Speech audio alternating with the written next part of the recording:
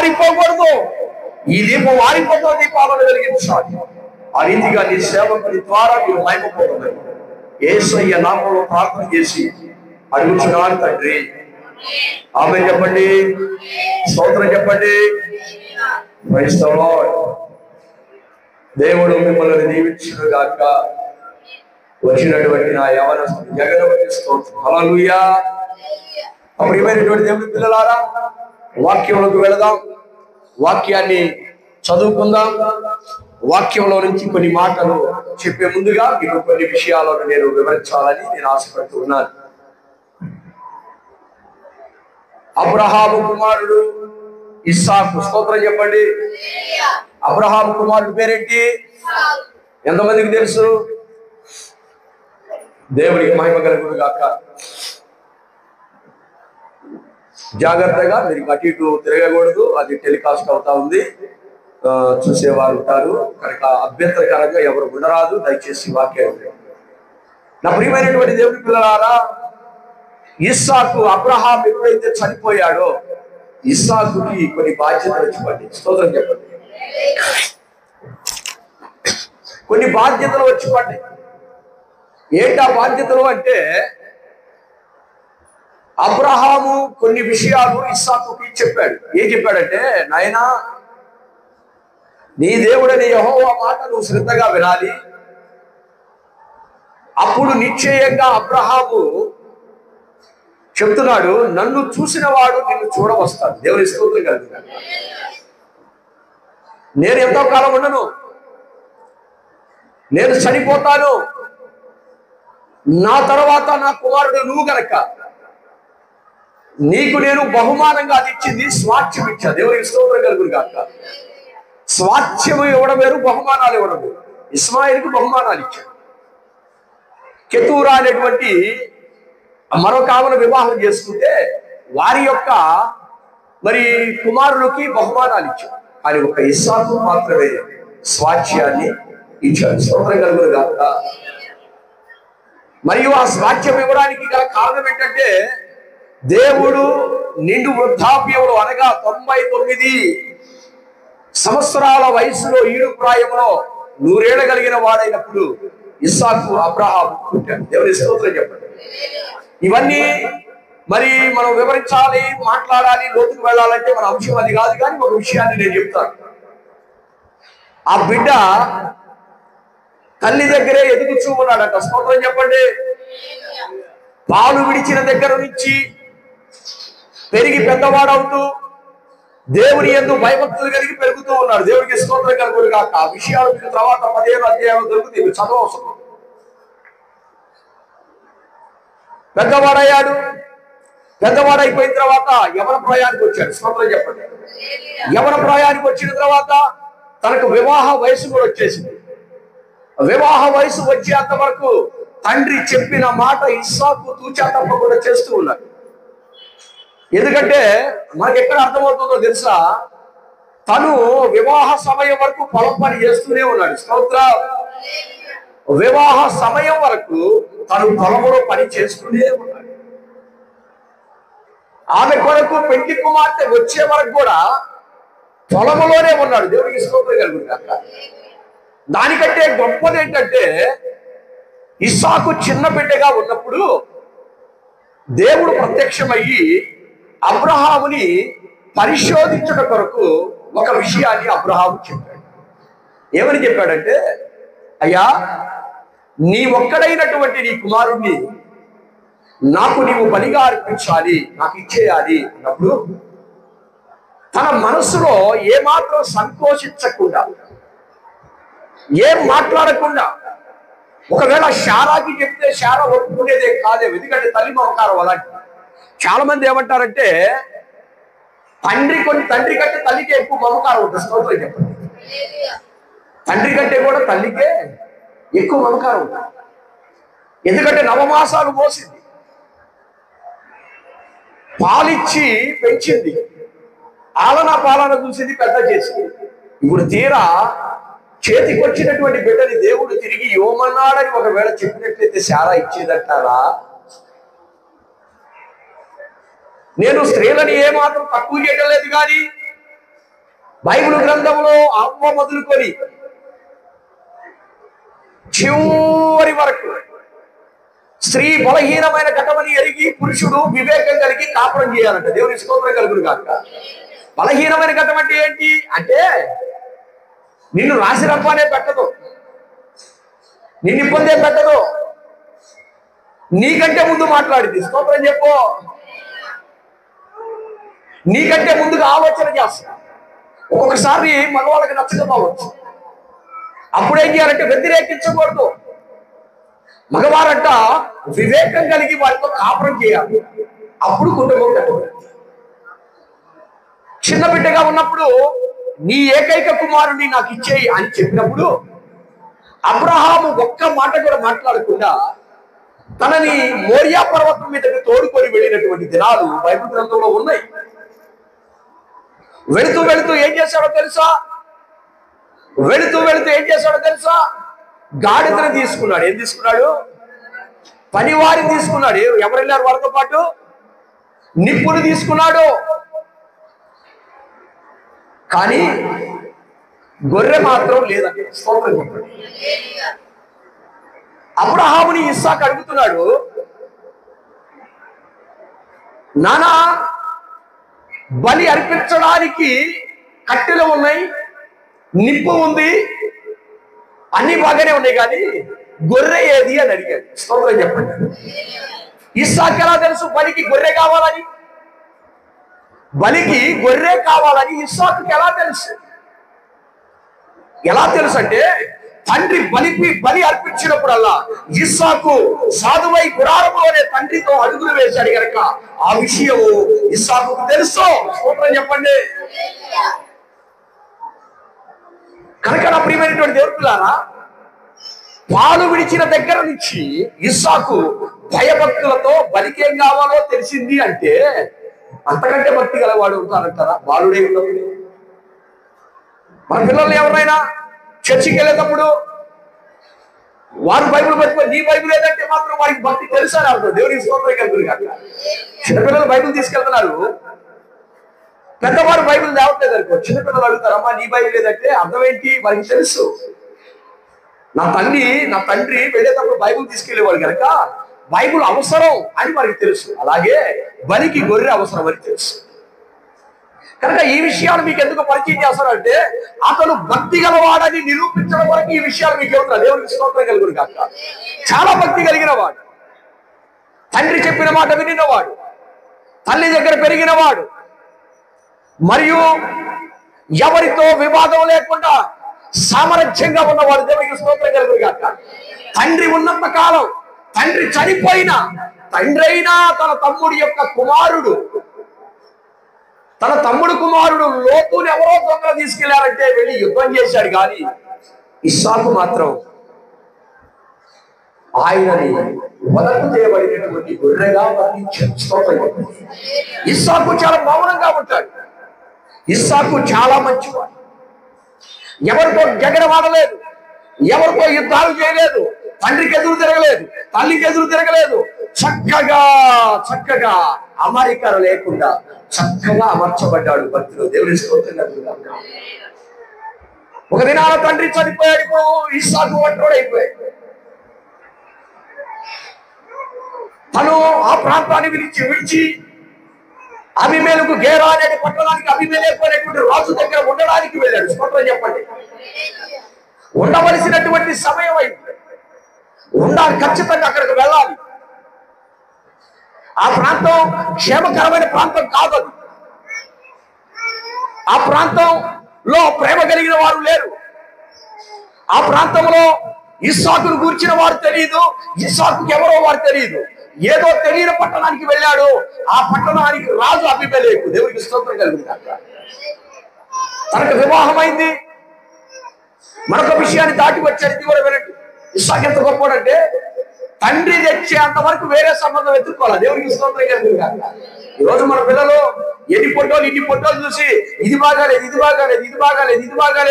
అని చెప్పేసి పక్కన పడేసి మనకి ఇష్టం వచ్చిన వాళ్ళు ఎత్తుకుంటారు. నా ప్రియమైనటువంటి దేవుని పిల్లలారా, జాగ్రత్తగా విన్నట్లయితే వివాహం జరిగే అంత వరకు కూడా క్రమశిక్షణ కలిగి ఉన్నాడు.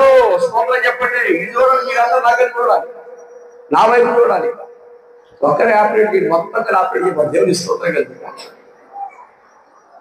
కనుక ఒక దినాన తండ్రి చనిపోయాడు, అతను ఒక దేశానికి వెళ్ళవలసి వచ్చింది. దేవుడు అంటున్నాడు, నేను ఈ ప్రాంతంలోనే నిన్ను గొప్ప చేస్తాను, బహు ఆస్తి కలిగిన వాడిగా చేస్తాను అని దేవుడు ఇస్సాకుకు వాగ్దానం చేసిన దాన్ని బట్టి ఇస్సాకు అక్కడ ఉండడం ప్రారంభించాడు.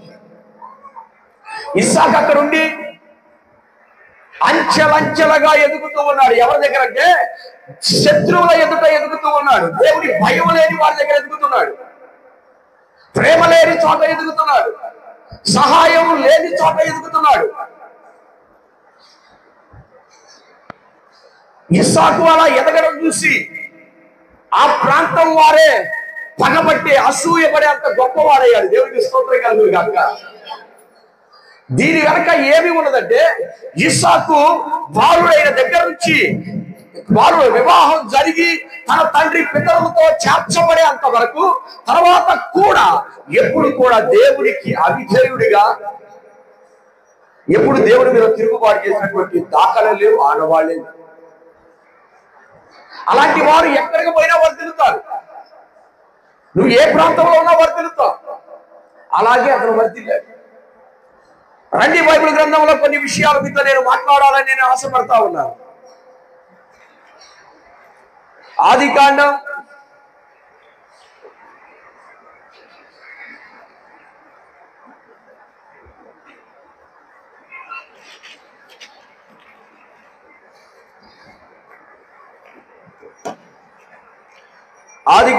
26వ అధ్యాయం 15వ వాక్యం. అతని తండ్రి అయిన అబ్రహాము అతని తండ్రి దాసుడు త్రవ్విన బావులన్నిటిని ఫిలిష్తీయులందరూ కలిసి పూడ్చివేశారట. స్తోత్రం చెప్పండి. వేసి ఎందుకు అసూయ పడ్డారు అంటే అతను ఎదుగుతా ఉన్నాడు, అతను గొప్పవాడవుతున్నాడు. ఎంత గొప్పవాడవుతున్నాడంటే వారికంటే గొప్పవాడవుతున్నాడు కనుక దీనికి కారణమైనటువంటి తనకు సంబంధించిన ప్రతి వస్తువుని, ప్రతి దాన్ని నాశనం చేయడం ప్రారంభించాడు. అలా జరుగుతున్న తరుణంలో కూడా తను ఎదురు తిరిగి ఎవరి మీద యుద్ధం చేసినటువంటి ఆనవాళ్ళు కూడా బైబిల్ గ్రంథంలో లేవు. దేవుడికి స్తోత్రం కలుగును గాక. చాలా మంది పండితులు వాక్యం చెప్తూ ఇస్సాకుకి యేసు ప్రభు వారికి కొన్ని పోలిక ఉన్నట్టుగా విమర్శిస్తూ ఉంటారు. నా ప్రియమైనటువంటి దేవుడి పిల్లారా, అతను ఎదుగుతున్న సందర్భంలో అతను బయటికి నెట్టేశారు. బాబు, నువ్వు ఇక్కడ ఉండడానికి వీల్లేదు, నువ్వు ఇక్కడ ఉన్న దగ్గర నుంచి ఒకవేళ మాకంటే గొప్పవాడి అవుతావేమో కనుక నువ్వు ఇక్కడ నుంచి వెళ్ళు అని తను వ్యవసాయం చేసేటువంటి బావులు కూడా, ఆ బావులు ఎవరు తవ్వించారు అంటే అబ్రహాము తవ్వించాడు. అబ్రహాము అన్యుల ప్రాంతంలో ఎందుకు తవ్వించాడు అనే అనుమానం మీకు రాలేదా? ఆయన మీరు శపించబడిన దేశం అంటున్నారు, వారికి దేవుని ప్రేమ తెలియదంటున్నారు. ఆ ప్రాంతంలో ఎందుకు తవ్వించాడు? వారి ప్రాంతంలో తవ్వించుకోవచ్చు కదా అని మీకు అనుమానం రావచ్చు. అబ్రహాము ఆ దినము తండ్రి ఇంట నుండి వచ్చినటువంటి సందర్భాల్లో దేవుడు మాట్లాడిన ప్రతి ప్రదేశంలో బలిపీఠం కట్టిన ప్రదేశాలని జలలు కలిగిన బావులుగా మార్చబడ్డాయి. గట్టిగా స్తోత్రం చెప్పండి. నేను ఈ ప్రాంతాన్ని నేను నీకు ఇస్తాను అని చెప్పిన తరువాత ఆ ప్రాంతం అంతా సస్యశ్యామలంగా మార్చబడింది. నేను నీకు ఇస్తాను అన్న తర్వాత దేవుడి పిల్లలు లేకపోవచ్చు, అక్కడ నీవు అనుభవించకపోవచ్చు, నీవు సంతోషంగా ఉండకపోవచ్చు. నీ తర్వాత నా ప్రజలు ఈ ప్రాంతానికి వస్తారని ముందుగానే దేవుడు ఊహించి, ముందుగానే దేవుడు ప్రణాళిక వేసి ఆ ప్రాంతాన్ని దేవుడు ఆశీర్వదించాడు కనుక అబ్రహాము తన మందల కొరకు తవ్విన బావులు జలలు కలిగిన బావులుగా మార్చబడ్డాయి. దేవుడికి స్తోత్రం కలుగుగాక. అందుకని అక్కడ మీకు ఆధారం దొరకదు. అబ్రహాము ఆ ప్రాంతంలో బావెందుకు తవ్వాడండి అని అనుమానం రావచ్చు. మీకు ఈ లైవ్ లో చూస్తున్న వారికి అనుమానం రావచ్చు. నా ప్రియమైనటువంటి దేవుడి పిల్లలారా, అబ్రహాము వేసిన ప్రతి అడుగులో ఆశీర్వాదం ఉంది. తను లోయలో బావి తీసిన లోయలో కూడా జలగలిగినటువంటి బావులు అక్కడ ఉన్నాయి. నేను ఒక అతను చెప్తా ఉన్నాడు, ఈ ప్రాంతంలో 500 అడుగుల లోతులు తవ్వితే కానీ నీళ్లు పడతలేదంట. ఏదో ప్రాంతం చెప్తా ఉన్నాడు రైతు. దేవుడు ఆశీర్వదిస్తే ఎండిపోయిన భూమిలో కూడా నీటిని రప్పించగలిగిన సామర్థ్యం కలిగిన దేవుడు. నేను ప్రకటిస్తున్న నజరేయుడైన యేసు. గట్టిగా చెప్పండి.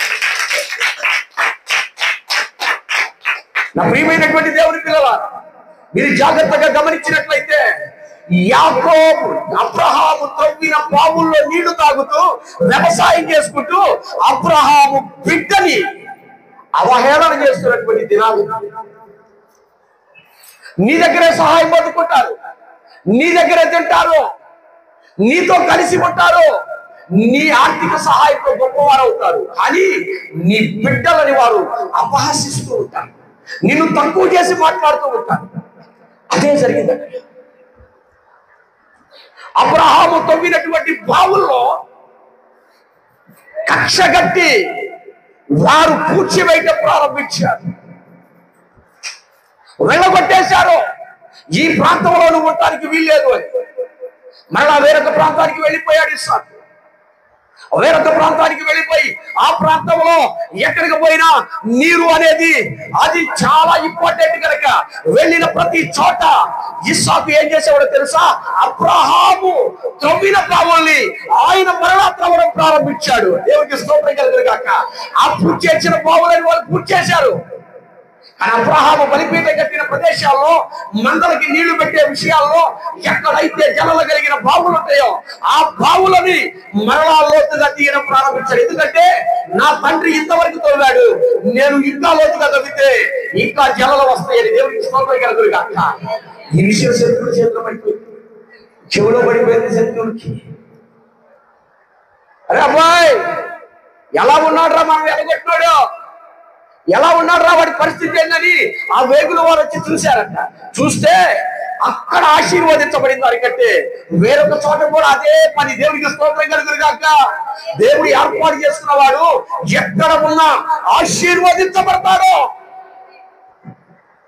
ఎందుకంటే వారి తండ్రి నడక దేవుని చూసి అడుగులు వేశాడు కనుక బిడ్డకు కూడా అదే అడుగులు వేశాడు.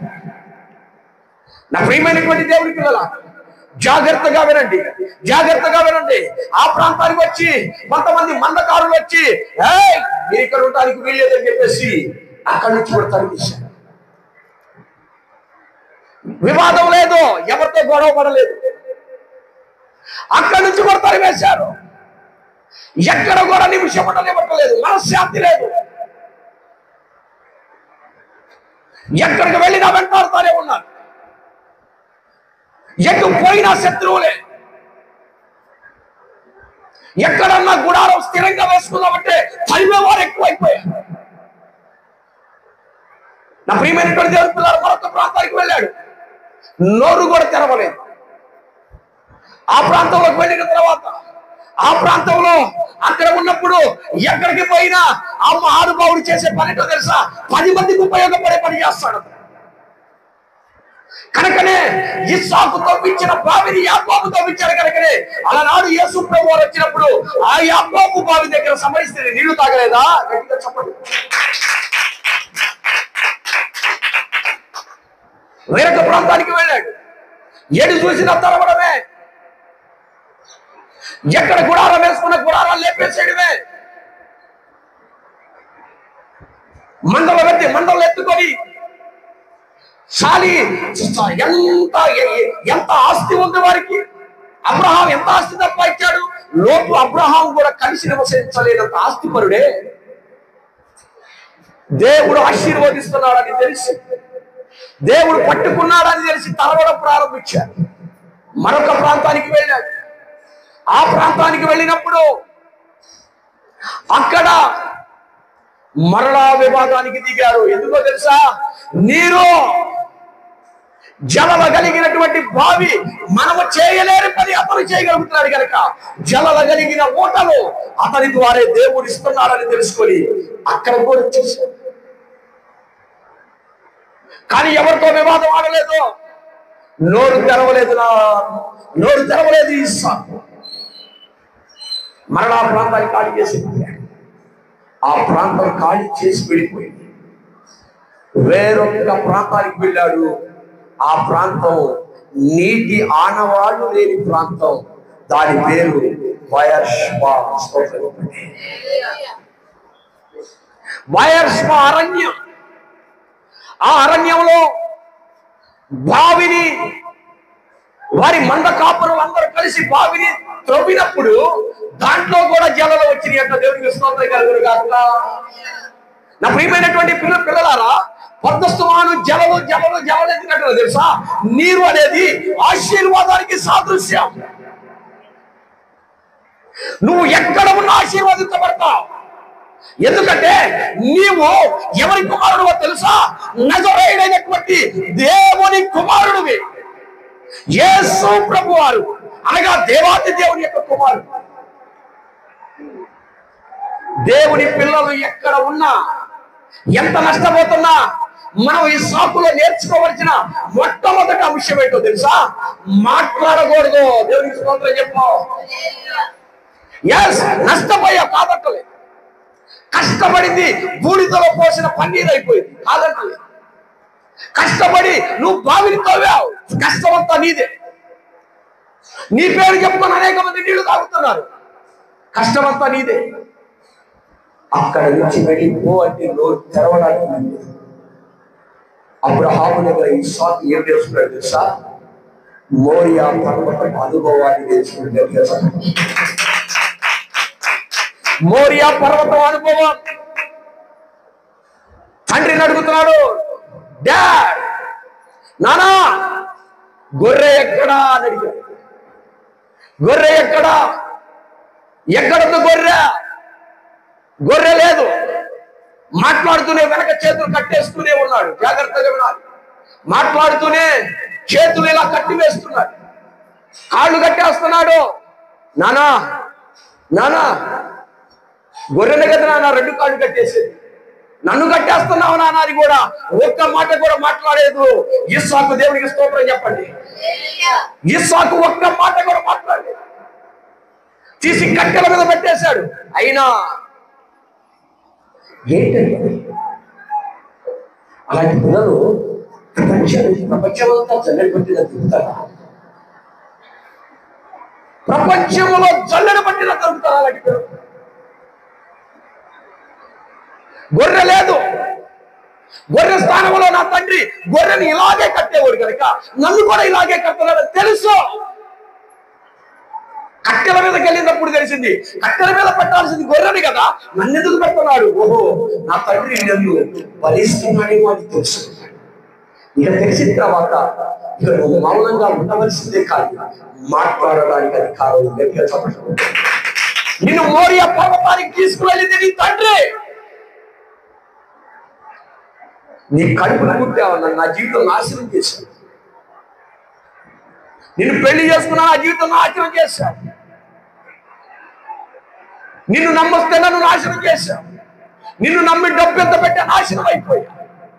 నీ ఇంటిలో ఇంత చాకిరి చేసి ఇంత ముందుకు నోసుకోలేకపోతున్నానని కన్నీరు పెట్టేవాడు. మోరియా పర్వత అనుభవంలోనికి నువ్వు కూడా వచ్చును గాక. ఎక్కడికి పోయినా పంపించేస్తున్నాడు. విజయం లేదు, నిలబడలేకపోతున్నాడు.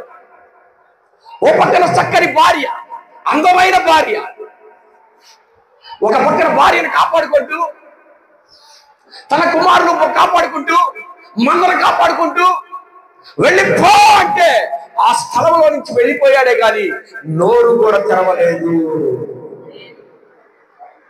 కారణం మోరియా పర్వత అనుభవం. తన గుండెల్లో దేవుడు ముద్ర వేశాడు. దేవుడికి మహిమ కలుగును గాక.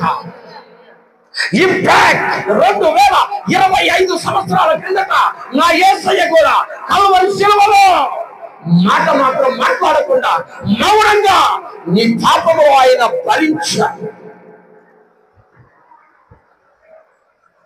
నా ప్రియమైనటువంటి దేవుని పిల్లలారా, దేవుని యొక్క పని నిమిత్తమే మీరు ఈ భూమి మీదకి వచ్చారు, అంతేగాని మీ సొంత స్వలాభం కొరకు ఈ లోకానికి రాలేదు.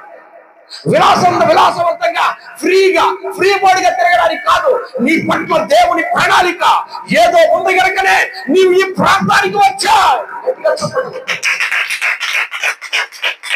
ఇప్పుడు దేవుడు ఎక్కడ తెలుసా, నీ జీవితంలో మోరియా పర్వత అనుభవం నీలో ఉండాలి.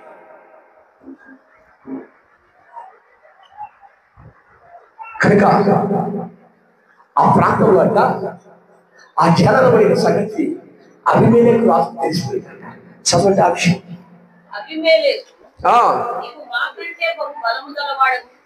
నీవు మాకంటే బహు బలము కలిగిన వాడవి గనుక మా యొద్ద నుండి వెళ్ళిపో చెప్పగా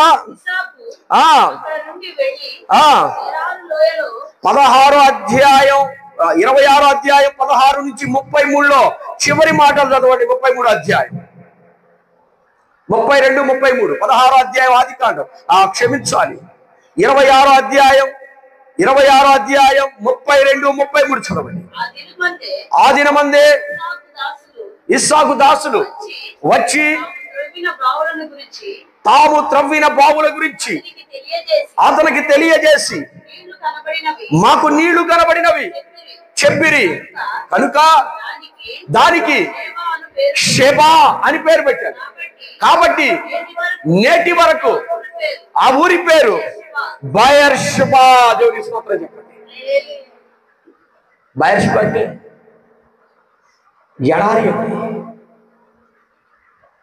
ఎడారి ప్రాంతం. మనకు సహారా ఎడారులు ఎలా ఉన్నాయో ఈ బయర్షెబారణ్యం ఇంచుమించుకు దానికేమి తక్కువ తీసుకోవడానికి ఎక్కువ ఉంటుంది. ఆ ప్రాంతంలో నీళ్లు పడ్డాయని చెప్పారంట. ఇంతకు ముందు ఎవరు నీళ్లు పడ్డాయని చెప్పలేదు. అది గొప్ప విషయమే కాదు, అక్కడ నీళ్లు పడతాయి. నీవు ఓర్చుకుంటే, నువ్వు సహిస్తే, నువ్వు మౌనంగా ఉంటే నీవు బ్రతకలేని చోట కూడా బ్రతకడం నేర్పించగలిగిన సామర్థ్యం కలిగిన దేవుడు నేను ప్రకటిస్తున్నాను. నజరేయుడైన యేసు. నీకు బ్రతకడం చేత కాకపోయినా, నీకు బ్రతకలేకపోయినా, నేను బ్రతకలేకపోతున్నాను, నేను ఆర్థికంగా వెనకబడ్డాను, ఒకప్పుడు 10 మందికి ఇచ్చేవాడిని ఈ రోజు భిక్ష పెట్టుకునే స్థాయిలో నీవున్నావని బాధపడుతున్నావా? జనాలు లేని ప్రాంతంలో కూడా నీ కొరకు జనాలు పుట్టించగలిగిన సామర్థ్యం కలిగిన దేవుడు నేను ప్రకటిస్తున్నా. నజరేయుడైన యేసు.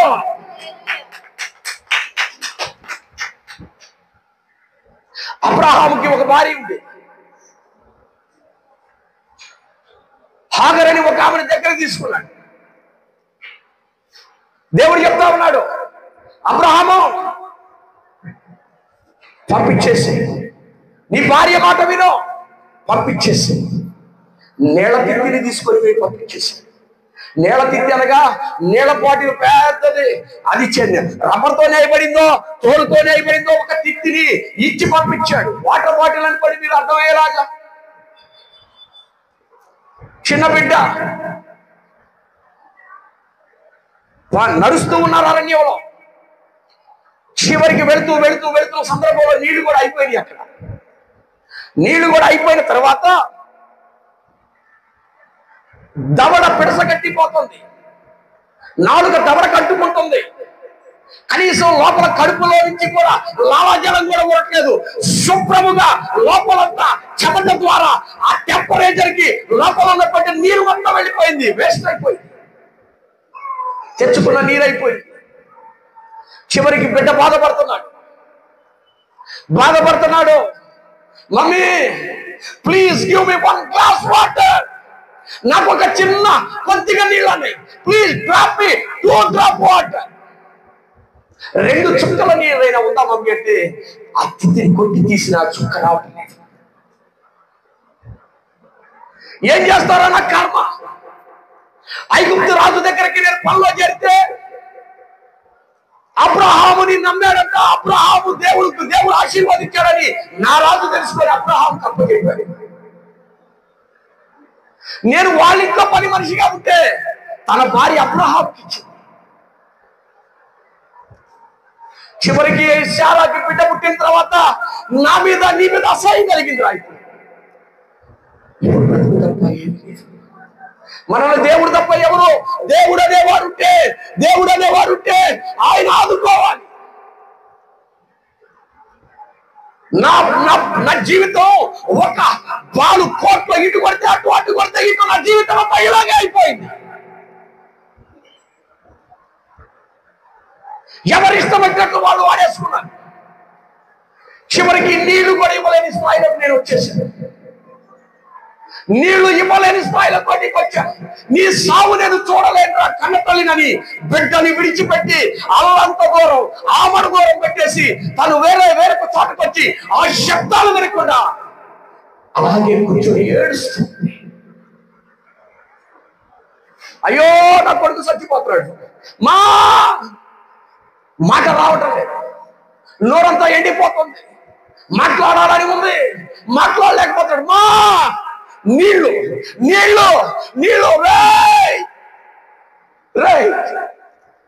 అలా పిలిచి నా గుండెలు బద్దలు చేయొద్దు, అని నిస్సహాయ స్థితిలో ఉన్నప్పుడు, అలాంటి నిస్సహాయ స్థితిలో ఉన్నప్పుడు ఒక నీటి ఊట భయర్ష్మ అరణ్యంలో పుట్టిందంట. గట్టిగా చప్పట్లు కొట్టు. ఆ నీటి ఊట పుట్టిందని హాగర కొడతలేదు. ఆ వచ్చిన బలి సంతోషం గౌరవలిక పుడుతుంది. ఆదికాండం 21వ అధ్యాయం 14 నుంచి 20 శరణాలు చక్కగా చదవాలి. ఎక్కడ కొట్టు ఆర్థికుండా. తెల్లవారినప్పుడు లేచి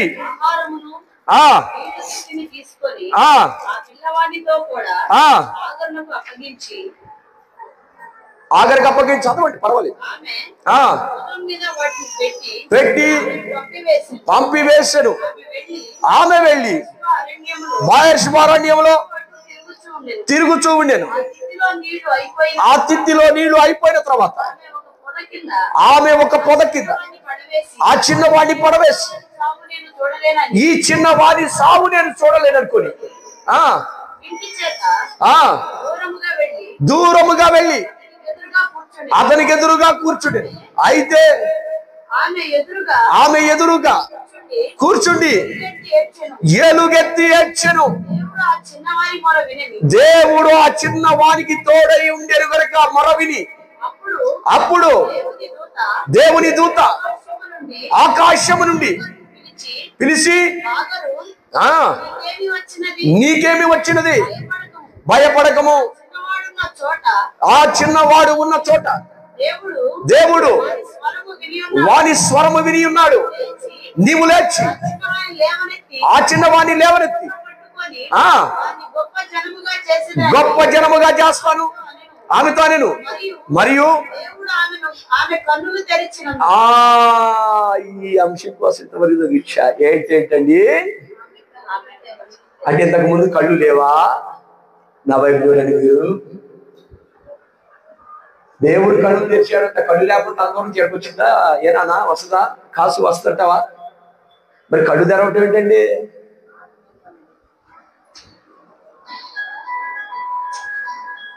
దేవుడే స్వయముగా భూమిలో నుంచి వారి కోసం ఇచ్చిన చెప్పండి. అది వారికి మాత్రమే కనబడే ఊట. అది వారికి మాత్రమే కనబడే ఊట. ఆమె కనులు దేవుడు తెరిచి చూడమంటున్నాడంట. అంటే నా ప్రియమైనటువంటి దేవుడి పిల్లలారా, బిడ్డవాడిని చూస్తుంది, కానీ జలల కలిగినటువంటి ఓట వచ్చిందన్న సంగతి తనకు తెలియలేకపోయింది. దేవుడు అంటున్నాడు, కళ్ళు తెరిచి చూడు, నీరదుగో పట్టు, వాడికి 12 రాజులకు వాడిని నేను 12 దేశాలకు రాజుగా చేస్తా. ఈరోజు ఈరోజు ఈరోజు 12 దేశాలు అరబ్ కంట్రీస్ అని విస్తరించింది అంటే ఇస్మాయిలును బట్టే గట్టిగా తప్పట్లు కొట్ట. ఆ రోజు దేవుడు గాని వారి కోసం ఆ నీరు ఎలాంటిదో తెలుసా? రాజులు చేసే నీరు, బ్రతికించే నీరు, 10 మందికి మేలు చేసే నీరు, అది నీతిగా న్యాయముగా యథార్థంగా పోరాడే నీరు. అలాంటి నీరు దేవుడు భూమిలో నుంచి పుట్టిస్తే ఆమె కూడా తీసుకోలేకపోయిందట. దేవుడే చెప్పాడంట, ఇప్పుడు చూడు అని. నీకు కనబడకపోవచ్చు, నీకు మేలు వినబడకపోవచ్చు, నీ మొర నిశ్చయముగా దేవుని సన్నిధికి అది ఎప్పుడో చేరిపోయింది. స్తోత్రం చెప్పు. నీ బాధ దేవుని సన్నిధికి ఎప్పుడో వెళ్ళిపోయింది. నీ కన్నీరు వెళ్ళిపోయింది. నీవు బాధపడాల్సిన అవసరం లేదు. నీవు కనపడని ఆశీర్వాదం ఈ పాటికే నీ ఇంటిలోనికి వెళ్ళిపోయింది. దేవుని మహిమ కలుగును గాక. ఏమండి,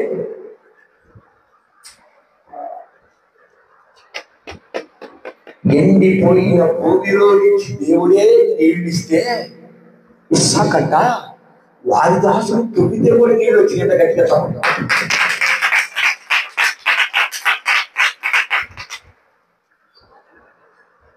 అక్కడ దేవుడే నీరు పుట్టించాడే, దేవుడు తప్ప ఎవరు కూడా నీరు అక్కడ పుట్టించలేరే. అలాంటి ప్రదేశమే. ఆ ప్రదేశంలో ఇస్సాకు పనివారిని బావి తవ్వితే నీళ్ళు వచ్చినాయంట.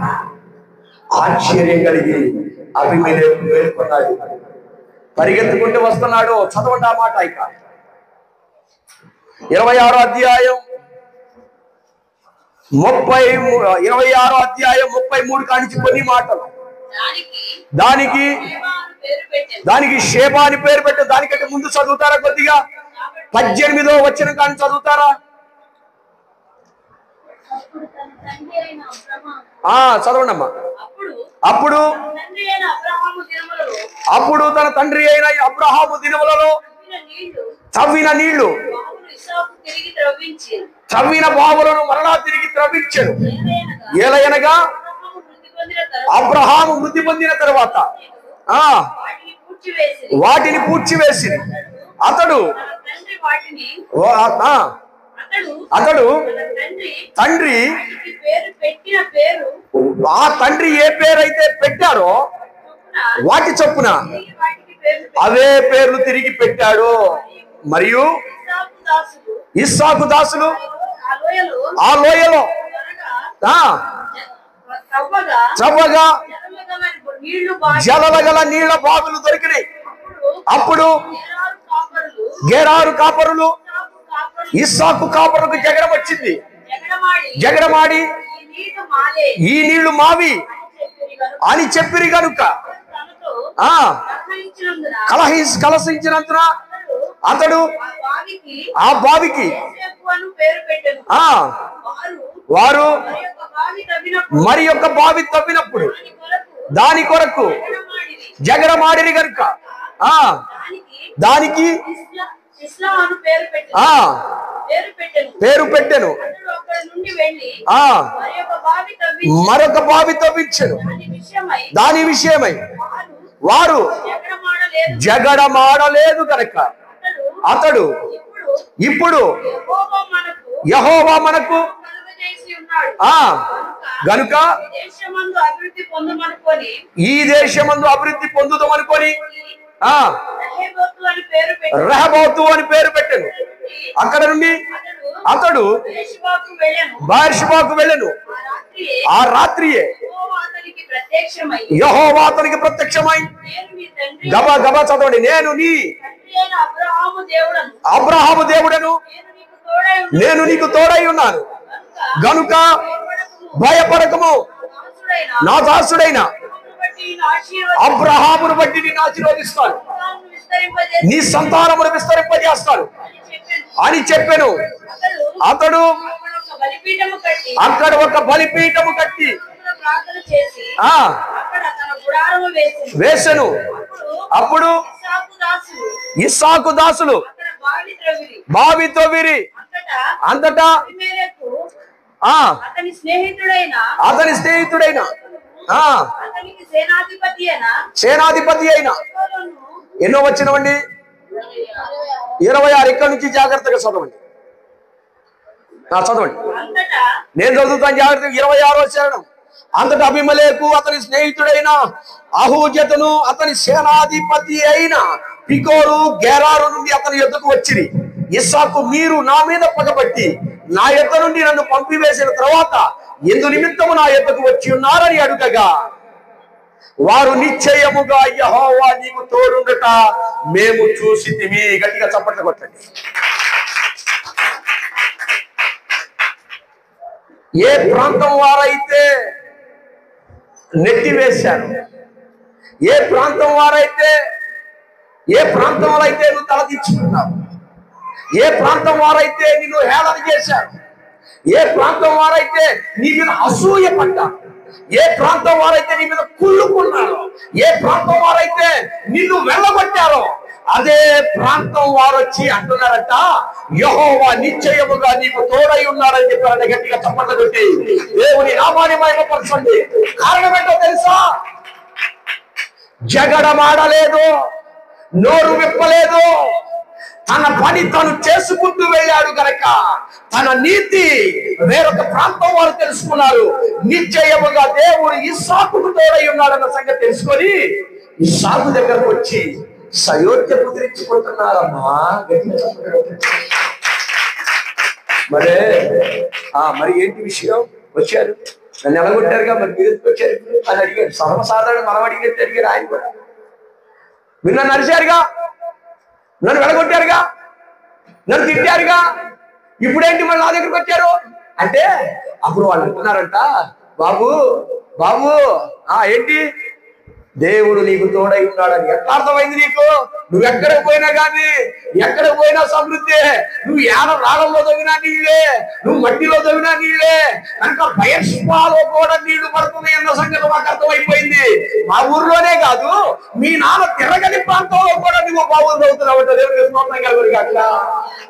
మీ నాన్న తిరిగినటువంటి ప్రదేశాల నుంచి నేను వెళ్ళగొట్టా, కానీ మీ నాన్న ఎర్రగన్నటువంటి ప్రదేశాల్లో కూడా నువ్వు బావులు తవ్వితే నీకు జలం పడుతుంది. అంటే నిశ్చయముగా నీ తండ్రికి తోడై ఉన్న దేవుడు నీకు తోడై ఉన్నాడని నీకు తెలుసుకున్నాను.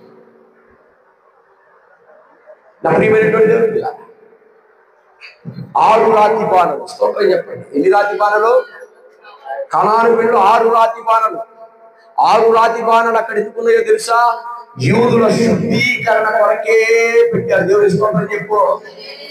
యూదుల శుద్ధీకరణ ఆచారం నిమిత్తం రాతి బాణంలో నీళ్లు నింపుతారు.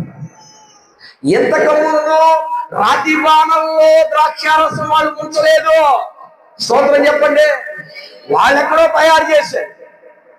యేసు ప్రభు వారు రాతి బాణలో నీళ్లు పోపించి ఆ రాతిలో ఉన్న నీటిని మధురంగా మార్చాడు. దేవుని స్తోత్రం కలుగును గాక. ఇదే పెద్ద విషయం ఏంటండి? ఏదైనా నీరు మేము తాగలేమని వచ్చారు అందరూ మోసే దగ్గరికి. మోసే, ఈ నీళ్లు మేము తాగలే అంటే నీటిని మధురంగా మార్చలేదు నా దేవుడు. దేవుని స్తోత్రం కలుగును గాక. మహేశ్వరంలో నీటి ఆనవాళ్ళు లేని చోట నీటి ముద్ర పుట్టించలేదా నా దేవుడు? తన తండ్రి త్రవ్వించిన బావులు తిరిగి త్రవ్వించి వాటికి అదే పేర్లు పెట్టాడు. నా ఇష్టం వచ్చిన పేరు పెట్టుకుంటాను అనలేదు. ఎంత విధేయుడో! తండ్రి బతుకున్న విధేయితే, చచ్చిపోయిన విధేయితే. మనమైతే పుల్లయ్య, మా నాన్న పేరు పుల్లయ్య, మా అబ్బాయి కూడా పుల్లయ్య అని పెడతావా ఏంటి? పుల్లయ్య అంటే బాగా అది అసలుకి ఎట్లుంది ఈ లోకం? క్లాసుగా అభిషేక్, టామీ, జెర్రీ, తూచి, ఆచ్. ఏం పేరు అనేది అంటే ఆచ్. ఇన్ని రకరకాలు ఉంటే పుల్లయ్య. మా నాన్న పేరు మోటిగా ఉంది. సిగ్గుపడాలి. అబ్రహాము పెట్టిన పేరునే తిరిగి వాటి గట్టిగా చెప్పండి. వీర విధేయుడని ఇస్సాకు బైబిల్ గ్రంథంలో ఆ వీర విధేయత నా యేసు ప్రభు తప్ప, నా యేసు ప్రభు తర్వాత ఇస్సాకు తప్ప ఇంకెవరికి లేదు ఆ విధేయత. దేవుడికి స్తోత్రం కలుగును గాక. నెడితే మౌనం. ఎవరి కాసు గారు నెడితే మౌనంగా ఉండాలా? ఏమాయ్ మౌనంగా ఉండాలా? నోరు మెదపడానికి లేదంతే. ఎందుకో తెలుసా? దేవుడు అంటున్నాడు, నువ్వు వెళ్ళు, నువ్వు వెళ్ళు. ఏ నీటి బావులను వాళ్ళు మూసివేసి నేను నెట్టేశారు, ఆ నీటి బావులు నేను ఎక్కడ ఇస్తానో తెలుసా? నీవు ఎర్రగని స్థలంలో నేను నీకు ఇస్తాను కదా. నేను నిన్ను ఆశీర్వాదిస్తాను, ఇక అంతే. ఆశీర్వాదం నుంచి నీ ఎవ్వరు నేను దూరం చేయలేరు.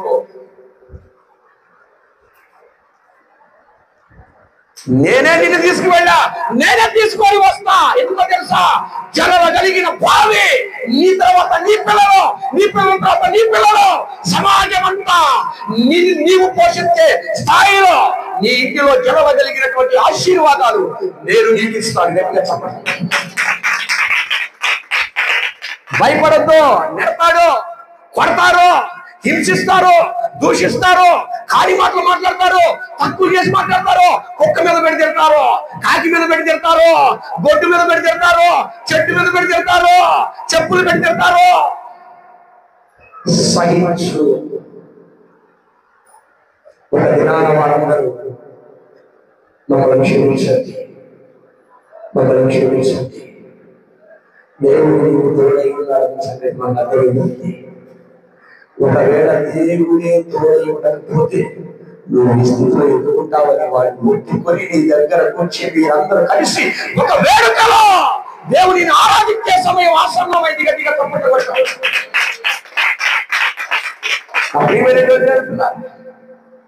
జలము కలిగినటువంటి బావి, వివాదాలు కలిగిన బావి, జగడాలతో కూడిన బావి. ఒక బావి పేరంట జగడమే లేని బావి. అక్కడికి ఎవరు రావట్లేదంటే, ఏంది ఆ మొన్నటిదాకా నా మీదకి అందరూ వచ్చే, ఇప్పుడు ఎవరు రావట్లేదంటే, అలా ఈ బావి వారికి సంబంధం లేని బావి, ఆ బావి వాళ్ళ బావి, వాళ్ళ తాతతో విన బావి, ఆ బావి జోలికి నువ్వు వెళితే వాళ్ళు ఊరుకుంటారా? మరి ఈ బావి దేవుడే తవ్వించిన బావి, ఈ బావి జోలికి ఎవరు రావట్లేదంటే రేపు వాళ్ళు కూడా ఇక్కడికి రాబోతున్నారు. గట్టిగా చెప్పండి.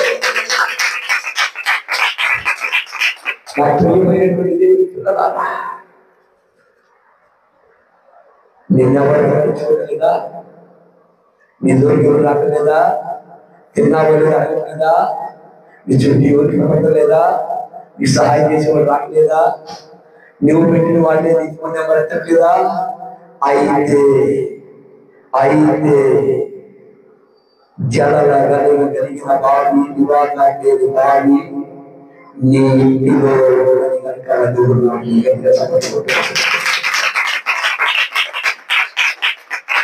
నాకు ఎంతో నష్టమే కాదు, ఎంతో నడిచే కాదు, ఎంతమంది పెట్టి తెలుసు తెలియదు బాగుంటాను కాదు. కానీ దేవుడు నేను దొరికి ఉన్నాను. ఎందుకంటే వివాదాలు సమసించిపోయే సమయం రాబోతుంది. వివాదాలకి పులి స్టాప్ పడే రోజు రాబోతుంది. నేను తరిమే వారు తెలుసుకుంటారు, నేను అనవసరంగా నా అక్కను తరివాను, నేను నా అక్కను తరివాను, నేను నా అన్నను తరివాను, నేను ఇస్సాకును తరివాను. నేను ఇక నుంచి ఇస్సాకు తరవడానికి వీల్లేదు. ఎందుకంటే ఇస్సాకు ఎక్కడికి వెళ్ళినా ఆశీర్వదించబడతాడంటే నిశ్చయముగా ఇస్సాకుతో దేవుడు ఉన్నాడు అన్న సంగతి తెలుసుకొని నీతో వివాదము లేని ఈ స్థలానికి వచ్చి నీతో సమాధాన పడే సమయం ఆసన్నమైనది. అయితే మోకరించి ప్రార్థన చేసుకున్న సమయం చాలా అయిపోయింది. సమయం ఆసన్నమైంది. మోకరించిన అందరూ మోకరించి ఈ బాక్స్ అందరూ మోకరించాలి. అందరూ మోకరించాలి.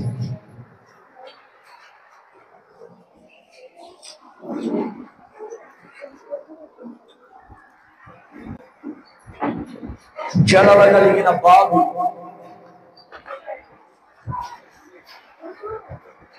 ఎక్కడికి వెళ్ళిన ఆ బావులతో అనగా ఆశీర్వదించబడుతుంటే నేను నెట్టివేస్తున్నారా?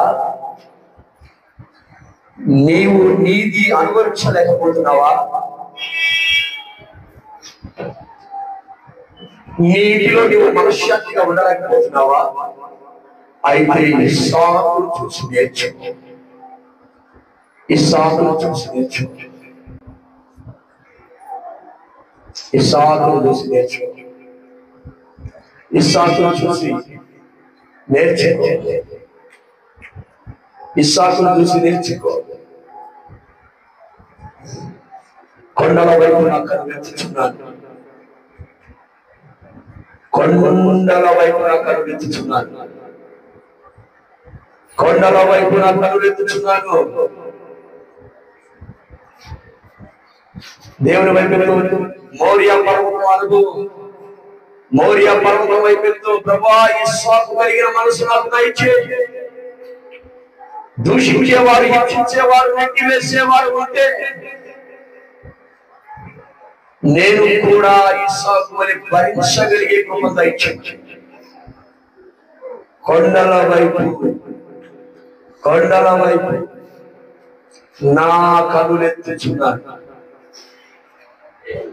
ఎత్తు ఎత్తు, రెండు చేతులు పైకి ఎత్తు, కన్నీరు కన్నీరు కాదు. ప్రభా ఇస్సాకులాగా నాకు ఓర్చుకునే కృప దయచేయి. 2/4 ఇస్సాకు వలె ఓర్చుకునే మన సభ ఎవరసలు బయటికి వెళ్ళడానికి వీల్లేదు. అందరూ మోకాళ్ళు వేయాలి.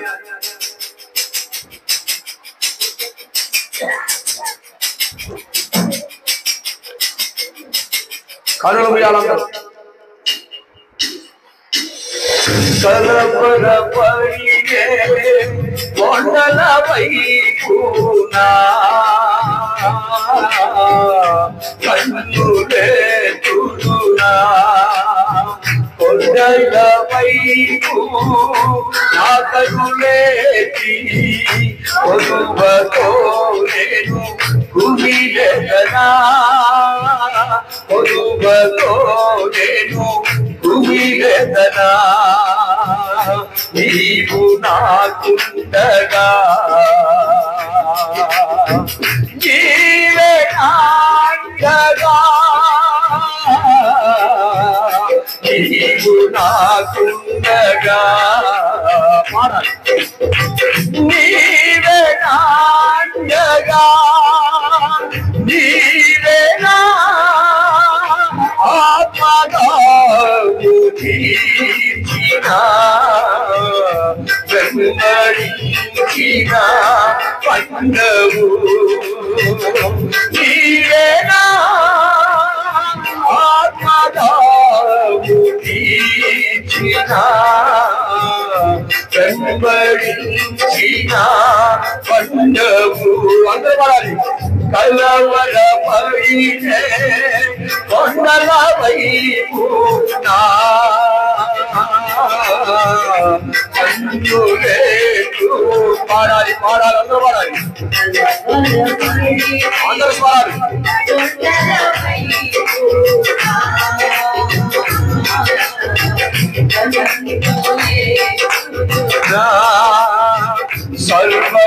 సర్వకృపానిధి సంపదలగలిగి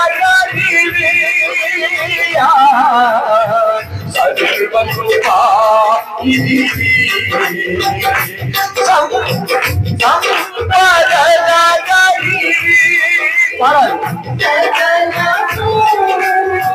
చేయగలని వైపునా కన్నులెత్తి చూసేదా, చేయగలని వైపునా కన్నులెత్తి చూసేదా. కలవరపడినే కొండల వైపునా కన్ను వేతుదునా కొండల వైపు నా కన్నులేసి కొడువతో నేను కుమిలెదనా నిత్యము కదలని సియోను కొండపై నిత్యము కదలని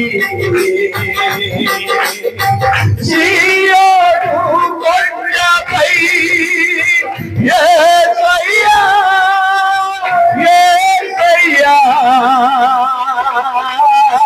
యేసయ్యా యేసయ్యా నీను ముఖమును పరవశించి ఆడేదా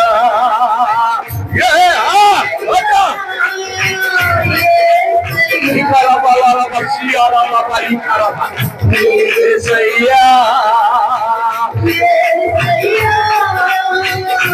నీను ముఖమును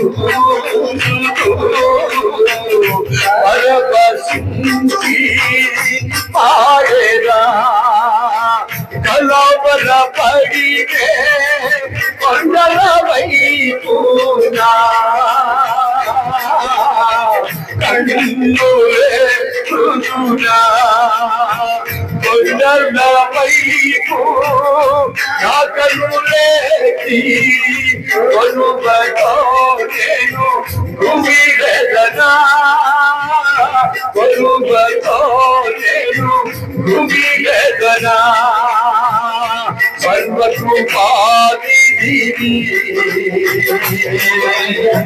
సర్వకృపానిధి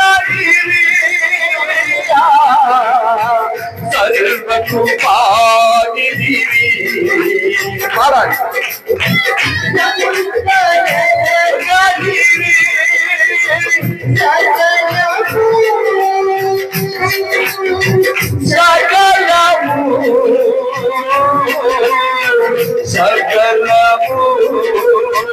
సకలము చేయగలని వైనా కన్నులేసి చూసేదా సకలము చేయగలని వైనా కన్నులేసి చూసేదా కలవర పడినే కలవర పడినే కలవర పడినే యేసయ్యా నీకు ముఖము చూసుకుని నీతో ప్రయాణం చేస్తారయ్యా నన్ను వెంబడించిన పంటవు నీవు నా ఆత్మ దాహాన్ని తీర్చిన పంటవు నీవు చేదైన నీటిని మధురంగా మార్చిన దేవుడు నీవు నీటిని ద్రాక్షారసంగా మార్చిన దేవుడు నీవు వయస్సు అరణ్యములో నీటి బుక్కలను పుట్టించిన దేవుడు నీవు ఇలాంటి దేవుని మేము దేవుడిగా మేము అంగీకరించిన మా జీవితానికి ఒక ధన్యత యేసయ్యా వచ్చిన ప్రతి ఒక్కరిని మీరు దీవించండి ఓ నాయనా ఇస్సాకులో వీర విధేయతను మేము నేర్చుకున్నాం ఇస్సాకులో వీర విధేయతను మేము నేర్చుకున్నాం ఎక్కడికి వెళ్ళినా వివాదాలు లేవు ఎక్కడికి వెళ్ళినా మౌనంగా వహించాడు భరించాడు సహించాడు కల్వరి కొండ మీద మీరు కూడా చేసిన పని ఇదే కదయ్యా మోరియా పర్వతం మీద మౌనంగా మీరు కల్వరి కొండ మీద మౌనంగా ప్రభా ప్రభా ఒక బావి వస్తుందంట ఆ బావి వివాదాలు లేవు బావంట ఎవరు పరమని బావి క్షేమము కలిగిన బావి వెంబడించే బావి క్రీస్తు అనే పంటలో నుంచి వచ్చే బావి అది వెంబడించబోతుంది కదా నాన్న ప్రభువా ఇస్సాకు కలిగిన మనసు మాకు దయచేయండి బలపరచు ఈ దినము నాయన ఇస్సాకు ఏ విధంగానైనా పోగొట్టుకున్న దాని వెలివేయబడినటువంటి ప్రదేశాన్ని మరలా తిరిగి స్వాధీనపరచుకోగలిగాడు. మౌనంగా ధరించడం చాలు, ప్రతి దాన్ని అంగీకరించడం చాలు. కనుక ప్రభువా, వచ్చిన వాటిలందరూ ఏ వివాదాన్ని తీర్చుకోవడానికి వచ్చారు, ఏ బాధలు చెప్పుకోవడానికి వచ్చారు, ఏ వివాదాన్ని గురించి వచ్చారు. మనశ్శాంతి లేని వారికి మనశ్శాంతి దయచేయండి. జీవితంలో నాయన ఎటు చూసినా భయస్మరణ్యం లాంటి వారి జీవితాల్లో కూడా నీవే కలుగ చేసుకొని నీటి పుక్కలను పట్టించండి. మెట్టగా ఉన్న భూములు సరావచ్చు, ఎన్నడూ దొంగని భూములను మీరు దున్ని అనేక మంది పనికొచ్చే భూమిగా, పుణ్య భూమిగా, అయా మా కర్మ భూమిని పుణ్య భూమిగా మీరు మార్చి బలపరచండి. వచ్చిన ప్రతి ఒక్కరు దీవించి యేసయ్య నామములో ప్రార్థన చేసి అడుగుచున్నారు తండ్రి, ఆమేన్, ఆమేన్. మన తండ్రి అయిన దేవుని ప్రేమ, కుమారుడైన యేసుక్రీస్తు వారి కృప, పరిశుద్ధాత్మ సహవాసం సన్నిధి కూడి వచ్చిన వారిని సదాకాలంతో దేవుని కాపాడుగాక. చెప్పాలి ఇంకా గట్టిగా, ఇంకా గట్టిగా, ఐదోసారి, ఆరోసారి, గట్టిగా ఏడోసారి.